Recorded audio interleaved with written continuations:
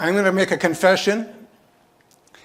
I started my career, as Michelle mentioned, over 30 years ago. I'd done my studies in paleoclimatology and quaternary climates. And one of the major venues for information on this was the American Geophysical Union.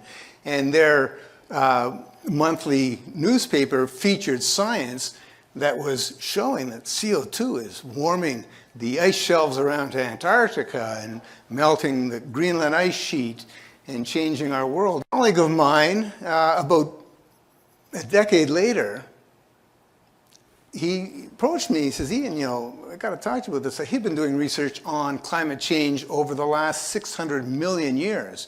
Jan Weiser. He was drilling down in the science, and he made me aware that there was more to it than CO2 as the driver and water vapor.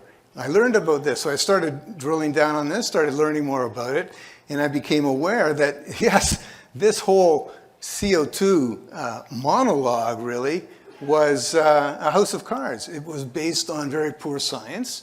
There was holes in it. There was alternate points of view.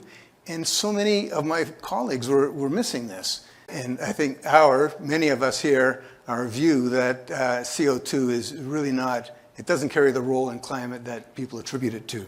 We have to reduce our emissions to net zero by 2050. That's a challenge, a huge challenge. And everybody overlooks the fact that CO2 really is the essence of life. So I'm not teaching anything to you, but it bears repeating that we're talking about something which is not a pollutant, it's not a contaminant, although the EPA has declared it such. It's good for us, it's essential.